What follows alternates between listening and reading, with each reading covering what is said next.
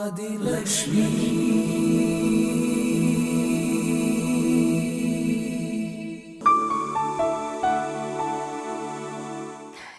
is a group of companies invested in marketing and technology, data solutions, and AI transformation. We are about 300 people across 6 countries.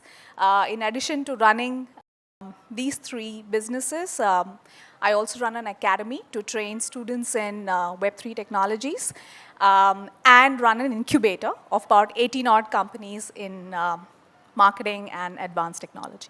I only pretend to be at the helm of things. It's really run by some very, very competent people in my organization. And of course, that's not my only identity. I'm a mother of a 17-year-old, and my daughter is right here in the audience. If you can just put your hand up. And I was also very fortunate to be introduced to actually, I chanced upon meditation when I was at the age of 26, and just opened me up to a whole new realm of the inner world, and it's been one of the most fulfilling journeys that I've had so far. And I do things that really nurture my soul, which is I travel solo a lot. I listen to a lot of music and dance a lot as well. So yeah, the solo travel actually has been quite defining for me. I think my husband and daughter both have come to terms with it now. But you know, it's something that I do just to be able to get back to my center. So one of the questions that I'm asked very often is, how did you know that you wanted to do this thing in marketing or tech or AI, right? And I wish I could give them an answer like, you know, I always knew this was my calling, but I'd be lying because I really think that you sort of discover your path in doing. And sometimes it, you know, may just start as something as shallow as wanting to prove something to somebody or even to yourself, but you start doing it anyway because you find your path forward only in action. It's something that I have sort of lived and come to believe. It's not in contemplation, but in action. So I did a lot of things between my age of 16 and 22. I was a journalist. I ran a weekly video magazine, also helped my uncle start up something. I was writing for a youth portal called 15to25.com. I just did every odd job that really came my way. That sort of, you know, brought me to a point in my life where I said I was really enjoying what I was doing. And the question was, what is my purpose, right? Why am I doing what I'm doing? And the thing that I discovered is, you know, the thing about purpose is that you sometimes mistake goals or achievements to be your purpose, right? Like, for example, in my case, I come from what's called the Tam Ram family. If you guys are familiar with the Tamil Brahmin ecosystem, come from a fairly orthodox ecosystem. And I studied English literature, by the way, as I studied technology. So I was quite a black sheep in my family, you know. So as you know, Tam Brahms are either engineers or doctors, or they go on to run companies for other large organizations. And here I was saying I want to be an entrepreneur. So I think the early urge to sort of prove the people around me wrong is what gave me my initial impetus, if I may. And then, you know, when I was sort of moderately successful, I felt a strange sense of emptiness. And I'm like, this is not my purpose, right? And I think it's also true in that sense for money, right? Because when you have a certain figure in your mind, it tends to be like a goal or an achievement that you're chasing.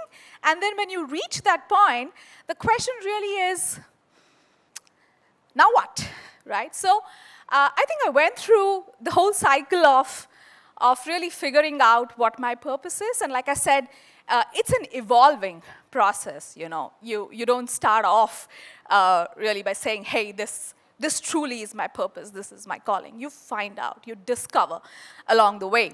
And then what I saw for myself is, you know, purpose is really like a mountain without a top. You know, when you are enthusiastic and you wake up every morning to want to do something, and then there is more to do on that subject, and there is more to do on that subject, you know, and it doesn't tire you, mind you. It doesn't tire you, it only energizes you. That perhaps is something that you can term your purpose. And then it's always, always higher than your self-interest. And then during the course of me building DViO, I realized that I could, and like I said, this is still an evolving journey, but for me, I realized that my purpose is in the following buckets. It's layered. I wouldn't call it buckets, but it's layered. You know, like I said, my spiritual journey started pretty early. So I was 26, and as I was growing my business, I was also growing in spiritual depth. And strangely, one day I realized that what if this whole enterprise is the seat of my spiritual experiments? Right? It was a very strange question or an inquiry that came upon me. And I started to experiment with, let's say, tapping into intuition to find ways of managing business situations. To actually also reading a lot about the ancient Indian wisdom and drawing parallels with modern day enterprise or ways of running the enterprise.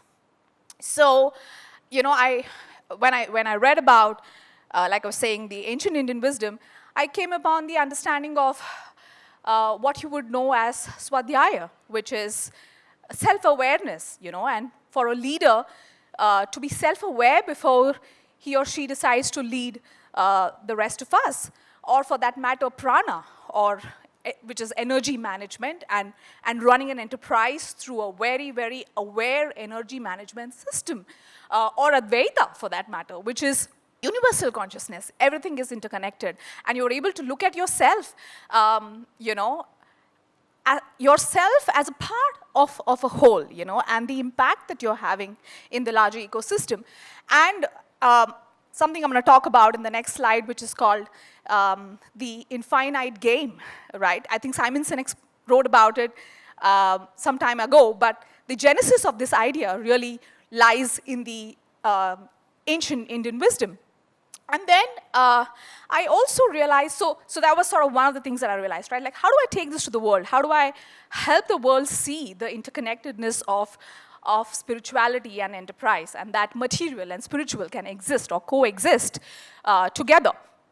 And then the other part of my journey, and a very, very dear part of my journey, is that of my motherhood. My daughter and my business were born in the same year, literally. For me to, you know, and then, you know, you face what I would typically refer to as rules, which is bullshit rules, which the society at some level has started to sort of seed in you about what kind of mother you should be, you know, how you should spend time with your child in a certain way, and how your role is that of a nurturer, you know. And the thing is that I think I did all of that. I just did it my way, you know, and I said that there is no one single way of being a mother.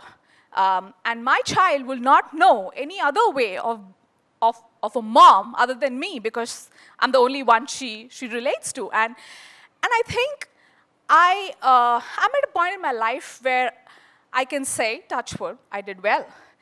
And for the world and the women of the world to be able to see that we have to reset the narrative about women in enterprise, and that you could do all of these things, with flow and balance. And, you know, we don't really need to speak about work-life balance. It all can be work-life integration.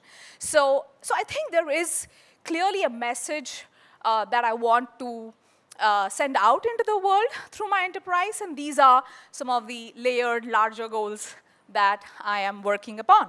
Speaking about the infinite game, and I think this is another realization for me, is that my business really, I look at it as an infinite game. So what's an infinite game? Cricket, we would see is a finite game, right? There are X number of overs, X number of players, you play by the rules, etc. But an infinite game, it's quite like Mario if you've played it, like the video games where you're just playing to actually better yourself every day. You're not competing with anyone. The only person you're competing with is yourself, and excellence is the name of the game. And then, when you're actually in an infinite game, you're not bound by the rules, you're really discovering your own rules. It helps you do things and push the boundaries which nobody else has, right? So I was perhaps one of the first few entrepreneurs in the Middle East to go and establish the three businesses that I have today. And it's not just UAE, which is perhaps far more modern. I'm talking about Qatar, I'm talking about Saudi, and everybody asked me, if you will be welcome as a woman. The point is that my gender has never occurred to me in the course of me running the business, and people will only look at you the way you allow them to see you or look at you. So that's, I feel like the infinite game mindset has given me the space to be able to do some of these things. And then, of course, going to Harvard and sort of move, really pushing the boundaries in terms of what it could mean to scale the business. And then, one of the core principles, the thing about infinite game is, again, it can bring you to a larger existential question, right? There's certain adrenaline about winning. Like when you're playing, you have two teams playing, you have two cricket teams playing, and then your team wins. You go for the win, and you feel so good about it, right? But the infinite game, I discovered, is just a constant state of happiness, right? So why do you do what you do? If you don't have the adrenaline, it is for happiness. So the way I look at it is my purpose is my compass, and really joy or happiness is my fuel, and then work obviously becomes quite effortless. And then I said, let me bring this to the organization that I run. If I have discovered this for myself, how do I ensure that the people who work with me, the 300-odd people who are across 6 countries who work with me, understand what it means to be in a state of happiness? So we developed a very interesting matrix, and I'd love to discuss that with you at some point, which is the happiness matrix. And I said, there are certain core areas of your life, actually, that contribute to your sense of happiness, and we decided to give appraisals in the organization based on this framework of happiness. And then coming to the core topic, which is, we are at the forefront of AI, right? So we embraced AI 7 years ago, and, we were at the forefront of actually even disrupting my marketing organization with AI, and, we've been doing everything tech and high tech. So what does it really mean to be a leader in this world? So let me sort of just bring you in on a way of looking at things, right? When you actually lead through the sense of equanimity or the sense of happiness, you're automatically tuned in. So when COVID happened, and people were laying off, all my competitors were laying off people, left, right, and center, there's something in me which said, we're not laying off, and we're not cutting salaries. Why did I take that decision? There was so much uncertainty around. I don't know. I was just tuned in to my own intuition. And I took a town hall, and I told everyone, no layoffs and no salary cuts. And that brought about a lot of peace in everyone. And I just said that all hands on the deck, and we're going to get back. And I'm going to hold on as long as I can. And I went on to do a podcast during COVID, which actually did, it traveled a lot. It was called Ek Bura Saal Nahi Nikala To Kya Dhanda Kiya? So that happened during COVID. We bounced back with almost 150% growth the following year. And then, the question is it that we don't let go of people? Of course we let go of people, right? So when you grow at a certain pace, there are people that you outgrow as an organization, and sometimes people outgrow you, right? But it doesn't make either of you bad. So how do you let go of people? We wanted to do it in the most humane way, and I personally believe that, how people exit actually defines your legacy. So We actually have a team within our HR department which help these people who we have to let go for different reasons to be placed in our client organizations or in our references, right? Because they're not bad people, they just don't work for you anymore, right? And these are some sort of very practical ways in which we are bringing together running an organization with heart and soul. And lastly, I think what I look at is DViO as really a playground. I don't know if you guys have read Naval Ravikant, but he says this so beautifully, and he says that in the age of AI, you moved from a master-slave way of running an organization to maybe saying self-managed teams, flat hierarchy organizations, to really an organization of the future where every talent in the organization is an entrepreneur. Right? So what I really see for the future is there are like every person who perhaps engages or works with you is an entrepreneur in his or her own right. And if you're able to build an ecosystem which actually brings together such people, I think you're building an organization of the future. So the question is, what is the role of leadership in the age of AI, as we call it, right?